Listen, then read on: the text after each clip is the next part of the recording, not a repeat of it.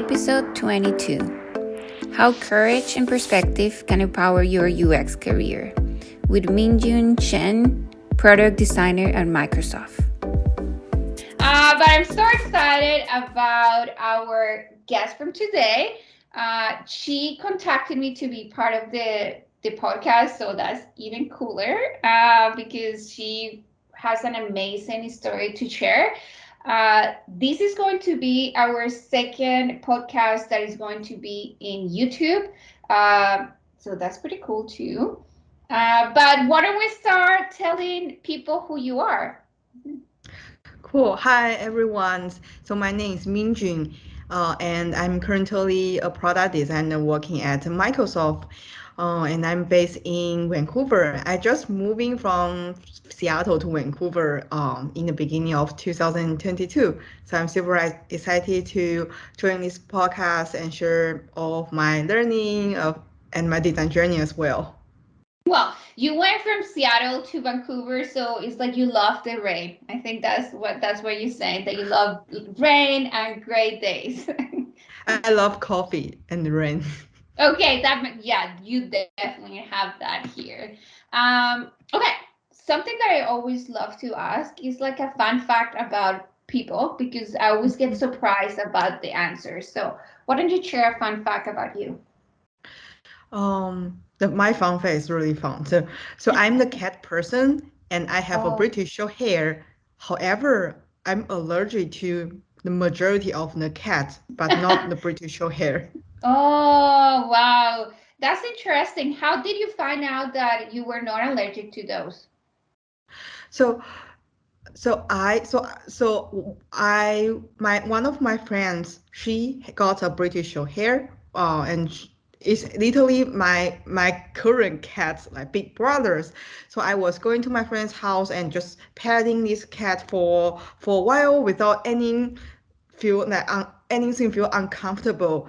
And Mm. then I figured out maybe I'm not allergic to British short hair, and because they are so cute, so I want to just try. And I also have a plan B in mind.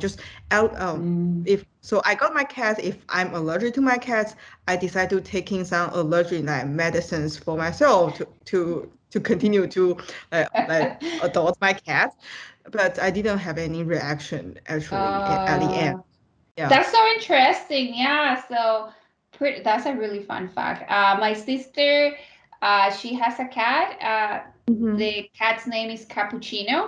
Oh. And yeah, the funny thing about it is that when my sister wanted to get a cat, my mom is like, Hmm. no, what are we going to do with a cat? There's so much responsibility. Now, if you see my mom, she posts about Cappuccino on her Instagram, and she just sent photos of her with Cappuccino all the time. Yeah. Yeah, yeah. I feel this is most of the parent reacts at the beginning. They say, "No, we cannot have puppy or kitten. We just no. It's just so hard for us, for you to to do it." And at the end, they say, "Oh my God, it's so cute. Yeah, could Yes. you quiet with my cat for a while, like something like that." So yeah. Yes. Okay. So I'm so happy that you found a cat that you are not allergic to. Okay, let's get into business. Like, Mm-hmm. why did you get into UX design? How you ended up being a designer? Yeah, that's a really great question. I'm trying to shorten my story a little bit because of the time. Okay, yes. So, when I was in high school, I was super amazed by the Apple product because I got my first Apple Touch in maybe 2007. And then at that time, one of my friend who went to the college in the state went back during the summertime told me that Minjun there's a major called human interaction design, which is actually the UX design, 10 years ago, and she told me that everyone graduate from that program can be working at like Google, like Apple, Microsoft, this like large company as a designer.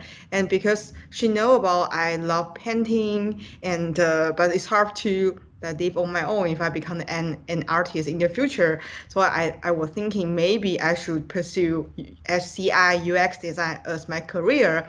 So with that in mind, However, there's no SCIO UX design in China as a college major at that time. So I went to the school and studying literatures and using my free time to working as a graphic designer in this local magazine and newspaper because I feel like even I'm not doing something related to digital like UX design, but maybe I can build up some like foundation like visual or graphic design skill set as a interns. So I applied, and after graduate from my college, I applied for the schools in the States. And in at my first try, I didn't get any admission from the HCI school in the state. However, I got tons of admission from the school, which is an educational school from this college in the state. So I decided that maybe I should just try learning science and technology, this education master degree first, and then I can maybe taking some like design class as my elective. So as I was thinking, so I went to University of Pennsylvania and I studied learning science and technology. And I was really grateful for this choice because I do have a lot of freedom to taking tons of different like design class, like information design, graphic design, art installation, like biological design and industrial design as my elective. So even I was a student from education school, however, I spent majority of my time in the fine art department, in the art and design department. So I using what I was produced, create from my school works at UPenn to apply for this HCI school again in the state. And finally, I got my dream school offer, which was the University of Washington, Seattle, Human Computer Intelligent Design. So I went to like Seattle and studied there for a years. And after graduation, I was looking for a job and then a job. Yeah. What I love about this story is how you kept your goal in mind, even though, like at the beginning, when you didn't study UX or there was no UX Mm-hmm. design Yeah. back home, you kept your passion around. It's like how I keep building these skills that I know they're going to help me in the future. And when you didn't get into the school that you wanted, it's like, okay, how can I make this work? And how I can Mm-hmm. make my case really strong for what is coming to the future. And I Yeah. think that's a really great perspective to have in life. Is like how I can use these towards where I want it to be, even though it feels like it won't help, but at the end I feel like that's what it makes you really strong in what you do. Yeah, you made the really great point. I think the persistence, like I really commit to this career path and work hard and smart on it. Second is really leveraging the resource around myself. Even I was not the student from the design school, but I literally using every resource I have to learn the design and build up my skill set. And I think that gives you this profile of these strengths that maybe a lot of designers that come with like just UX design don't have. And Yeah. that's so unique to yourself. And I think that's could bring us to the next point, and it's something that I feel really familiar because I'm an immigrant in Canada. I understand how it feels to find a job out of where Mm-hmm. you were born or what is like where you are used to live. So, how does it feel to be an immigrant and to find a Mm-hmm. job outside of your country? And I know that you have such a good story, so go for it. Yeah. Yeah, it definitely is a journey with a lot of tears, happiness, and luck.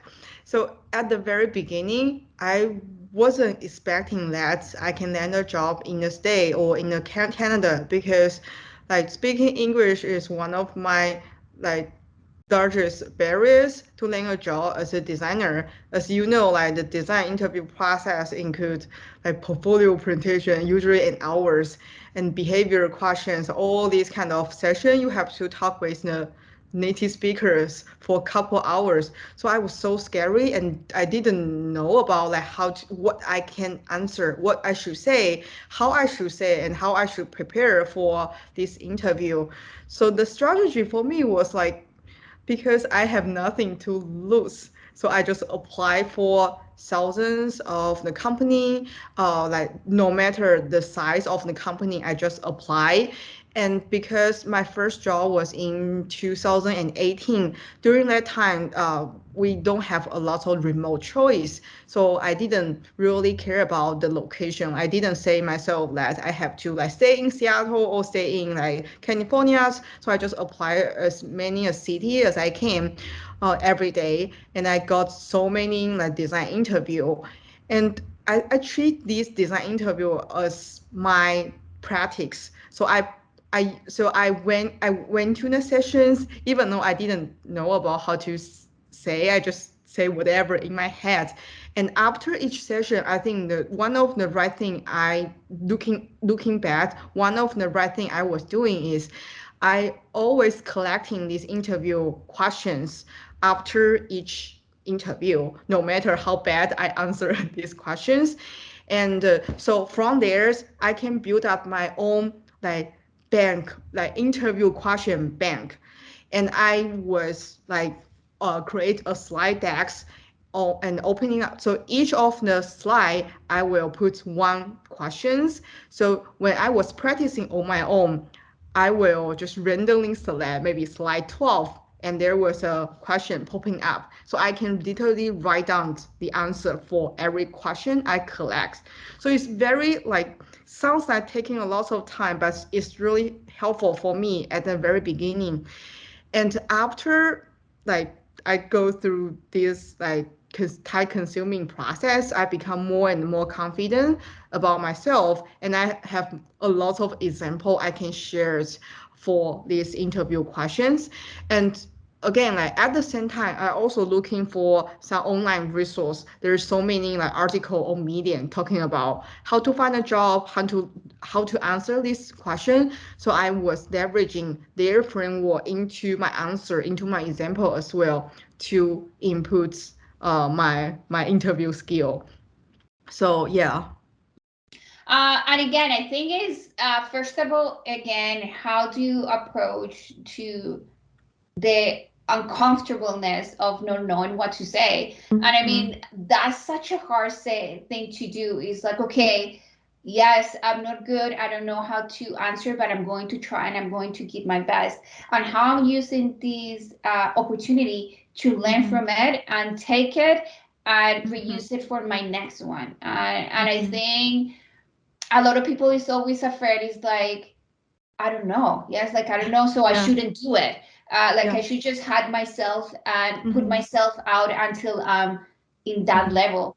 And in Mhm. the only way to be in that level is by practicing and putting ourselves out. Yeah. And I think that's a great example of okay, so I'm not good at speaking English is because it's not my Mhm. first language. I don't Mhm. know how to answer the questions, but if I practice, if I written them down, and if I Mhm. keep leveraging and using my experience, I get good at it. And that Yeah. happened just by practice. Yeah, yeah. And the other thing is like for me, like it's hard at the very beginning, it's hard for me to practice this interview question on my own because just literally I didn't know about how to practice it on my own. And I didn't know about what question they will ask during the sessions.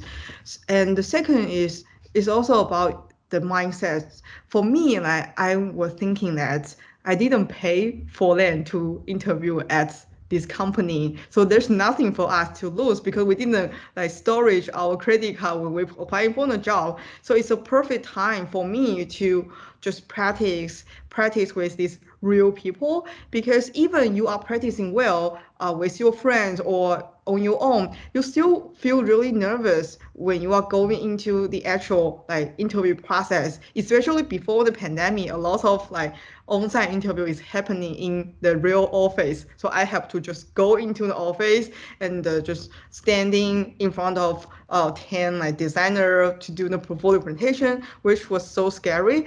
So I really encouraging like the designer to apply for the company as many as possible. At least in the very beginning of the practicing phase, you don't have to apply for this like company you really like dreaming of like working there. You can apply for this like company you don't want to work. I would like to say as a practice. Yeah. And I feel again, like you were saying, interviews are free. These are Yeah. for you to go and use for your advantage, and it's a good way not just for you to practice about how to answer, but it's how do I know if I like this company? Because even Yeah. though Yeah. maybe you don't like the job, you don't like the company, but you can start asking questions to for the future, for Mm-hmm. my dream Mm-hmm. job, my dream company, Yeah. asking the right ones. Yeah. Yeah, yeah. Yeah, because the interview is also a two-way conversation. As I going up into more mature designer, I can also easily identify whether this manager or this company is something I want to work with in the future, because of the question they ask. Because sometimes you can hear a lot of thoughtful question after your portfolio presentation, and you know about this design team. They really care about the design, and they have a lot of like thoughtful and experienced designer on the team. Yeah. Yeah, no, love this. Okay, so you share a little bit of how was for you to find your first job, and but now, what do you think was the hardest part? I know that you talk a little bit about the English and Mm-hmm. not knowing how to answer the questions. But what else did you find hard on this process? Mm-hmm. Uh, the other thing is there's so many different sessions for the product design interview, including the portfolio presentations, behavioral questions, as well as like whiteboard or take-home design challenge and app critique. So there's so many like formats you need to prepare in advance. So I think it's depending on like the year of experience as you have. I remember as a very, very junior designer without any work experience, the most difficult part for me is about answering the question related to collaboration and communication with cross-functional team. So, for example, during your portfolio presentation, I present most of likely my school design work. So I didn't work with any PM or engineer, but they will ask you a question like, how did you work with PM? How did you work with engineer? What kind of business metric you define for this project? What is the technical constraint? So I haven't think about this question at all, and sensing apply for your behavioral question, just I didn't have experience, so how I can talk about my story, how I can show up the example to answer this behavior question. So it's kind of become a chicken and egg problems at the very beginning for the designer who are looking for their first job. And the other thing is also I feel very hard is the app critique and whiteboarding, because a lot of time you have to be very confident about your language, about your communication in order to facilitate the conversation with the interviewer. The second part is, especially for app critique, I think they require a lot of knowledge. You need to know about like the some of the design patterns, and you need to know about like what is the user problems for this app. So a lot of time it require you to at least like working in the industry for a while, so you can build up some sort of domain knowledge or expertise in visual design, intention design, and the product thinking. But without any experience, hard to prepare. I don't know how to start. Just prepare what I have and try and find some luck. If I'm looking for a job, maybe I answer what I already have, and they will give me the offer. Yeah, And yeah, I feel like that's usually what people are struggling the most is like how I convey that because you don't know. Yes, like I have never worked with a PM, like you were saying. So how I Mm-hmm. communicate with them, no idea because I've been working by myself all this time. So Mm-hmm. how did you break that gap? Mm-hmm. How do we find Yeah. this? Yeah. So there are, I think, three things I'm doing. The first one is when I was looking for my first job, I was worked in a very small startup company as an unpaid product designer. So I get that job from my friend's recommendation because it's a very small company, and I work closely with the CEO, which was literally the product manager, as well as the engineers on this mobile app. So I can using the story and that from my collaboration with these people. So I highly recommend that if you have zero experience working with this stakeholder, trying to looking for any maybe the hackathon experience or any like unpaid job, even the unpaid things not really great, but you treat it as an experience for you to gather the story, to gather the example, so it's still worth for your first like product design job. The second thing I was doing is during that time, I was reaching out to my mentor and alumni from my school programs. So I asked them question about how did you work with PM and engineer at your company? So majority they will just share their experience with me. So I kind of get the answer from these people, so I can uh, mix what I hear with my own story, so I can keep refine my collaboration story by hearing how the designer working with other. The third thing is I'm doing is I just searching on Google, search on the Medium, trying to find some of the article, some of the framework talking about the collaboration and the communication with cross-functional team.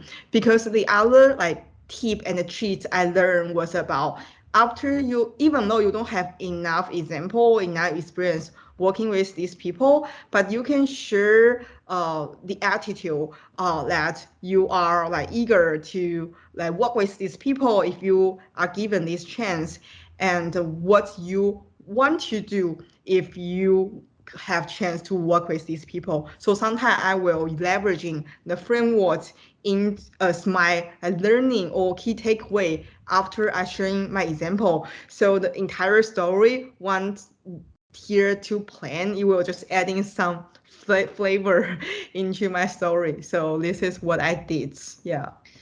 No, and I love that because I feel like we have these tools that are accessible for us, but we need to go and reach for them. Is they are Yeah. not going to get for you. So I think the first one that you mentioned, like who do you have around in your network that is looking for, yeah, like have some work. Like for me, it was like I knew that one of my friends back in Colombia, they were opening a restaurant, and I look at their Yeah. website, it's like, oh my goodness, I think we can do much better. So Yeah. it's how you start using your skills to empower people that you already love, people Yeah.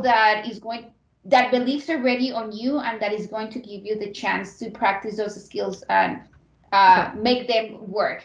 And the other thing is like these tools for you, the alumni or like YouTube that you can leverage into your story.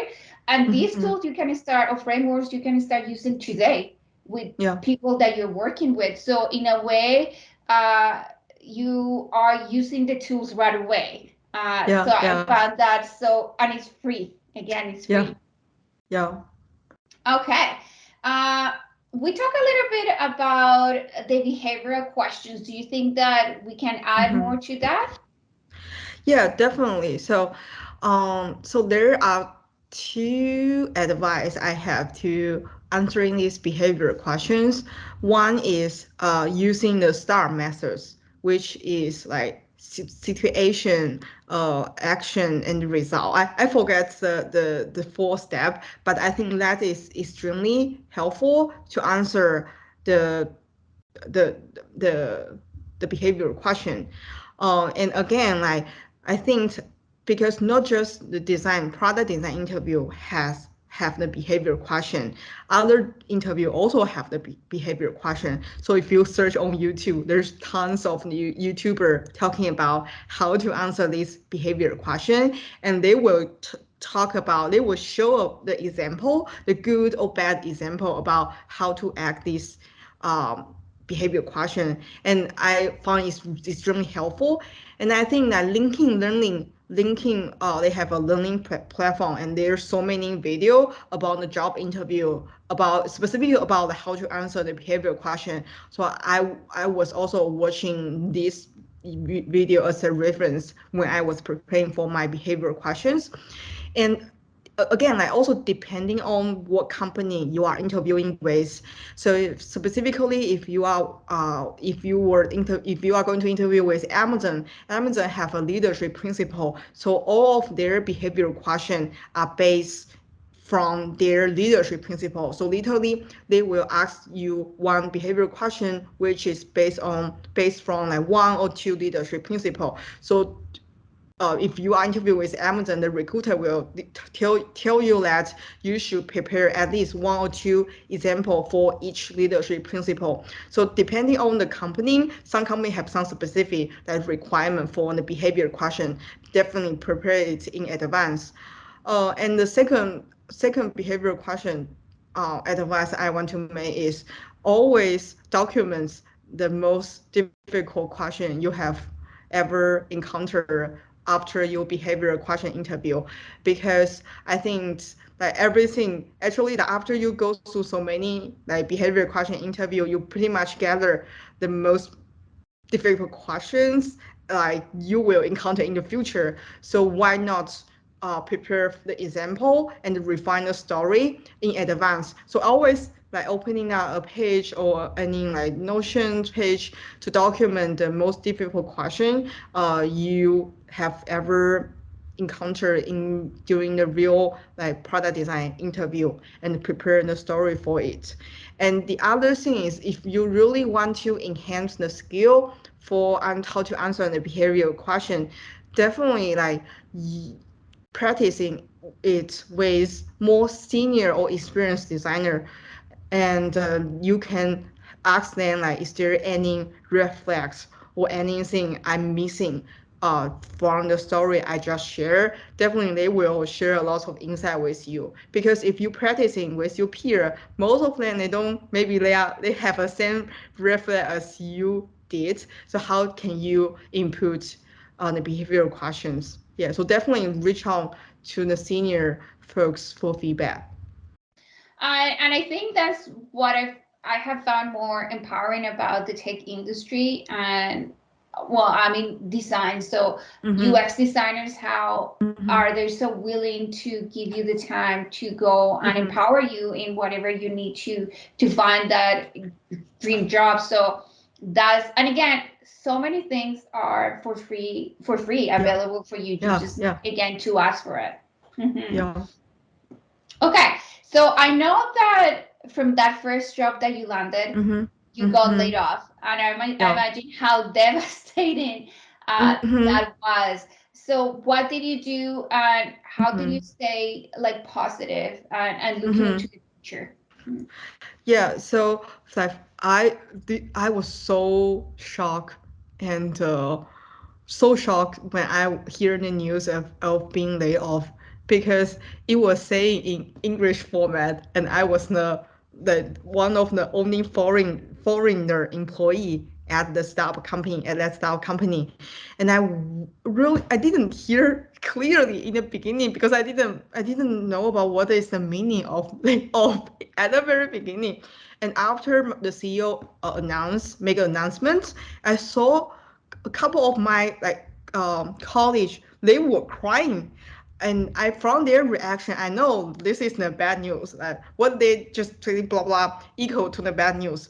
And then I start to just digest the information, and I know about, okay, I was laid off right now, right away, uh, because of I'm the international student working in the state, and there's so many limitations about like being an employee. So I can't being unemployed for 3 months. So there's a lot of pressure, not just the finance, but also the visa situations. Push myself to move forward without looking back with tear. So the second day after I hear the news, I start like working on my new resume and updating my portfolio, as well as preparing for the portfolio presentation decks. So during that time, so I was thinking about like what is the worst scenario if I couldn't find a job. And actually, after you going through the worst scenario in your mind, the worst scenario doesn't become worse anymore because you start to accept the fact that you might get into this worst scenario. And but everything is still fine. You're still healthy and the line is still going on. It's just the job actually at the end. So I so every day I was just worked really hard and applying the job, and sometimes I even interviewing with like 8 company for an 8 hour per day during the weeks. So I just interview a lot of company, and luckily I got the offer from the company I love most from the application I did. So I went to Wayfair and working as a product designer. And looking back right now, like even though being laid off was a scary news for a junior designer, but if I was not being laid off by that company, I couldn't go into Wayfair, and then I couldn't land a job in other companies like Amazon and Microsoft right now because the experience I built up from the Wayfair really helped me to become a designer with more confidence, and I really grow a lot at Wayfair. And yes, I just feel like maybe this is like the universe they trying to help you become who you are, but you didn't get their meaning at that moment until you looking back. Yeah. Yeah, totally. And I feel I'm such a believer in that. I feel like we keep telling us ourselves, okay, this is the job that I want. This is the kind Mm-hmm. of company or the product, whatever that I want to work on.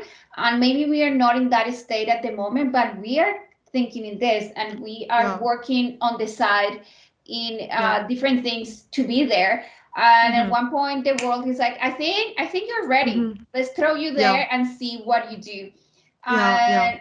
And I think a way that you are kind of saying is like, okay, what do I have under my control? Yeah. I'm healthy, I Yeah. have a house, Yeah. and I have the control to apply to jobs. I have Yeah. the control to upgrade my resume. So Yeah. you are taking control of the stuff that is under Mm-hmm. you, and the other things you shouldn't Mm-hmm. worry because you cannot change them. Yeah. And I think this is a good point to go into the next one. That is like why Mm-hmm. perspective really matter. Mm-hmm. Yeah, because uh, so through my not really long design journey, I always I finally get the lessons, which is everything comes with pros and cons. Everything like even though it's a really like great news you got and you're so happy with like doing something or getting something, but sometimes it will end up with not a happy like ending or happy story. And through a way like I think perspective really matter because in our life and in our work, there are so many things we cannot control. And usually, like you will be really stressful or upset or always think about something I cannot control. And at this moment, I'm trying to just switch my mindset about if I spend the time stressed out about something and I couldn't focus on something I can control, it doesn't work. And if this is like 10 years later, I was looking back at myself during that time, I will be so upset about myself wasting so much time about just being so upset about something I cannot control. And the other thing is like for me, I feel so lucky on the other side because I do meet so many great mentor, and I do love to just talk through about like what make me feel really upset in my career, in my life, and because they have been growing up so many years later than me, so they have so many wisdom I could learn from. And one of my mentor, she shared a sentence that our job, like your goal is to become a better product designer, and anything else will be follow up, will be follow after that. Because like especially when you are looking for the first jobs, you might really stress about how to get the first job. And if you are already in the job, you start to think about like you start making some like peer comparison, like how I can working at the fan company, how I can get promoted, and how I can get larger package from this company. So you always wanting more after you get something. However, like sometimes it's not a really healthy mindset for us. So she trying to just make myself like calm down and really just think about that. What is the primary goal I need to focus on? So based for my career, I just want to become a better product designer at this time, and just focusing on like honing my skill set, the soft skill and hard skill, and everything else. It will just eventually like land on at the end. Yeah, maybe just take time. And the other thing my mentor always tell me that is hard thing is hard to get. It worth the time and efforts. No one they can like no one they can build up or land a job like in this kind of tremendous company immediately, and everyone will get that rejection. So I think I sometimes I always think about like this kind of sentence and lesson I learned from my mentor. This really helped me to like move forward and encourage myself to move forward. And the other thing is because I have going through so many things in the past like 3 or 4 years, it also built up a lot of confidence for myself. Because every time like if I encounter something I haven't expect to happen in my life or works, I will always telling myself, Minjun, you already overcome so many things in the past years. You have such capability to overcome this challenge again. You should be confident about yourself, because at the end, either I say a lot about like my mentor or other people, is at the end is still going back to yourself. You are the only person who can save you and help you to move forward. Yeah, totally. Yeah. And I love that part of like, and this always make me think about, I mean, when you plant a plant, Hmm. when you Yeah. plant the seed, you are not going to see the plant tomorrow, but you Yeah. still need Right. to take care of the plant, and you will see like, and I feel like one day is like boom, and you are like, Yeah. how this happen? Yeah. And I feel like that is in a way like you were saying, oh, I know that I want things, but how I can make this plant grows the way that I Yeah. want it to, working on the skills, Hmm. and how you can still keep building the community to support you and have Yeah. like-minded people around you.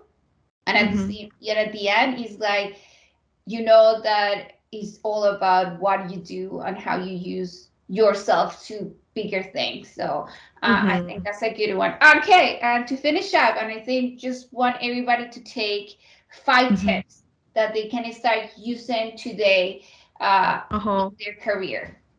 Only five. Okay. Only five. Okay. Yes. The first one is always having embracing the growth mindset, no matter what company you are right now. Because in the very early beginning, I was working at a startup company and the resource is so limited. But I always like leveraging the resource internally and externally, and always want to grow and eager to learn from all of my colleagues around me.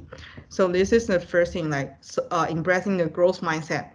The second one is like what I mentioned earlier is uh, focusing on just one single goal, which is to become a better product designer or better product manager or better engineer. I think everything else will flows.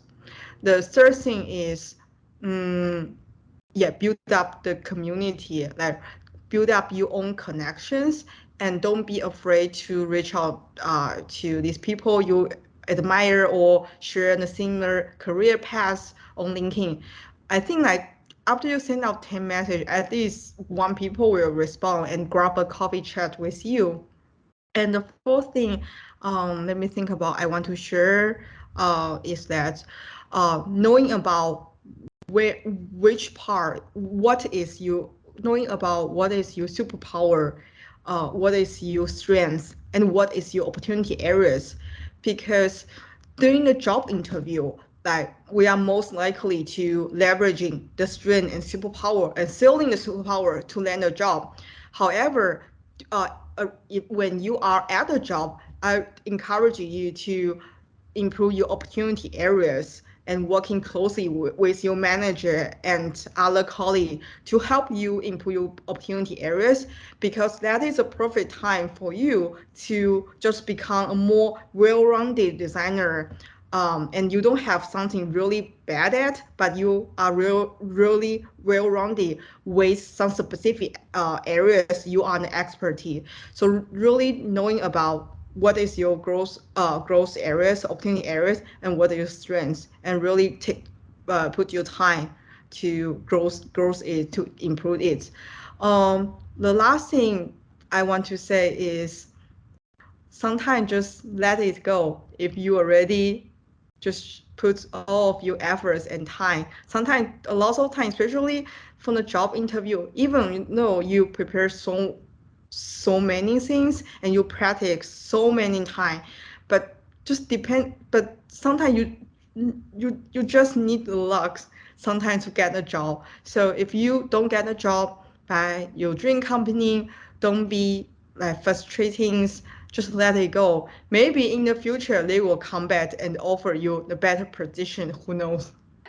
Just going back to the beginning of your story about when you were thinking about what is UX design, when your friend was telling you Mm-hmm. about this, I'm Mm-hmm. thinking these big companies that it would be cool to work. And like you were Yeah. saying, how your story and everything that Mm-hmm. happened to you and those things that you let go at one point brought you where you are right now is like, Yeah. oh, it was all worth it. Like all Mm-hmm. this suffering, all this stress, all the hard work that Mm-hmm. I've been putting on, because that's the strength that you have today and that is so unique to you. So Yeah. uh, thank you so much for sharing. I really love uh, how you just empower others with who you are, Mm-hmm. and that you take us through your whole story. So that's amazing. Yeah, yeah. And just one last sentence I need to Yes. say, like, who we are not defined by which company we are working Hmm. at and which school we are going to. Because in the very early on, I also really just I want to go to the best company in the best Yeah. school. But at the end, it's all about yourself. Like, are you become a better person? Hmm. Are you just like just doing something like that make you feel good about yourself, about Yeah. your family, about your the society. So Hmm. yeah, so no matter like what school you are currently studying or what Mm. company you are in, like you are you should be proud of like what Yeah. who you are. Yeah, Exactly. And I feel like at the end of the day, like you were saying, is you at the end of the day, yeah, like it's just you. So how yeah. you're showing wherever you are in your career, you're Mm-hmm, showing your best and you put in your best effort. mm-hmm, You should be always like aware of that you're doing yeah, your best, and whatever it has to come, it will comes because you have put yeah, the time and the work. Mhm. yeah, yeah. Yes, thank you so much again for this. Okay, let me I will do the closing later. Perfect.